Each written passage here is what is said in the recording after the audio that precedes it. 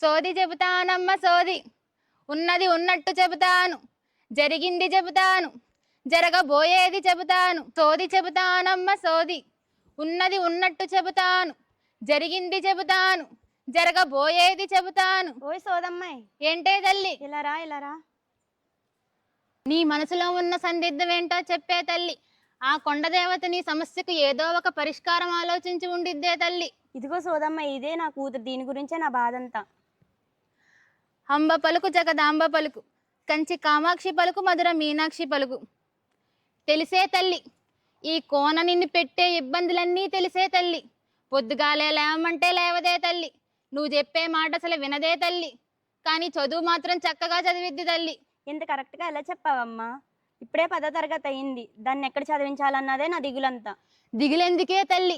మీలాంటి తల్లిదండ్రులందరికీ దిగులు లేకుండా చెయ్యడానికి విజయవాడ నుంచి 45 కిలోమీటర్ల దూరంలో పామర్లో ఒక పెద్ద సామ్రాజ్యమే ఏర్పాటు చేశారే తల్లి.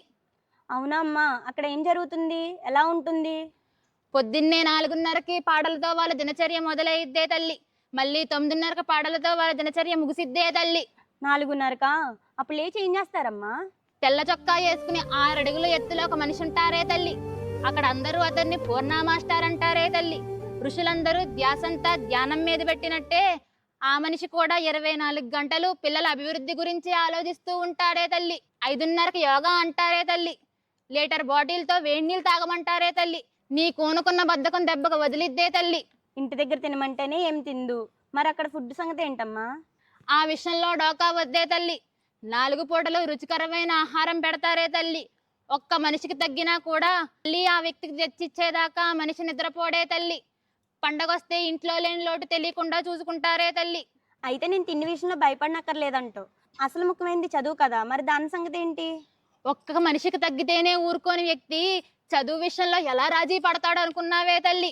ముందు జరిగిందంతా తర్వాత రోజు డైలీ టెస్ట్ అంటారే తల్లి. మంచి ఎంత డబ్బు ఖర్చు పెట్టైనా సరే మంచి టీచర్లను తీసుకొస్తారే తల్లి. ఆఖరి వ్యక్తికి కూడా న్యాయం జరిగేలా చేస్తారే తల్లి. ఇప్పుడున్న సమాజంలో పిల్లలకు కావాల్సింది విలువలతో కూడిన విద్య కదా, మరి విద్య సంగతి బాగానే ఉంది, కానీ మరి విలువల సంగతి ఏంటి? ఈశ్వరుడికి పార్వతీదేవిలా, రాముడికి సీతలా ఆ పూర్ణ మాస్టర్ గారి భార్య పిల్లలకి విలువలు నేర్పే బాధ్యత తీసుకుందే తల్లి. అక్కడ అందరూ ఆవిడ్ని ఉమా మేడం అంటారే తల్లి. ఆవిడ సత్సంగ్ పేరుతో కథలు, పద్యాలు, శ్లోకాలు హితబోధ చేసిద్దే తల్లి. మరైతే ఇంటి దగ్గర ఉంటేనే పిల్లని ఫోన్ వాడకుండా ఆపలేకపోతున్నావు, మరి అక్కడ ఎవరు కంట్రోల్ చేస్తారమ్మా? అసలు ఆ సామ్రాజ్యంలోకి ఆ వస్తువు ప్రవేశం లేదే తల్లి. మీతో మాట్లాడాలన్నా కూడా వాళ్ళు సూచించిన విధంగానే మాట్లాడాలే తల్లి. అవునా అమ్మా? పిల్లని చూస్తే బక్కగా ఉంది, ఎవరైనా దాడి చేస్తే ఏం చేయాలో కూడా తెలీదు. ఆ విషయంలో నీకు సందేహం వద్దే తల్లి.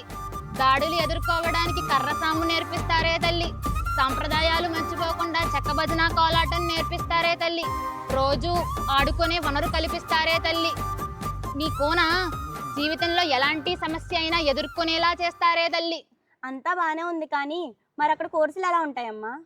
ఇంటర్లోకి వస్తే ఎంపీసీ, బైపీసీ ఉంటాయే తల్లి. అలాగే డిగ్రీ విషయంలోకి వస్తే BA, BSc ఉంటాయే తల్లి. దాంతో పాటు ప్రభుత్వ ఉద్యోగాలకి ప్రిపేర్ చేయిస్తారే తల్లి. నీ కోన్ అక్కడ చేర్పించావంటే అనుకున్న లక్ష్యాన్ని చేరిద్దే తల్లి. మరైతే వారిని ఎలా కాంటాక్ట్ చేయాలమ్మా?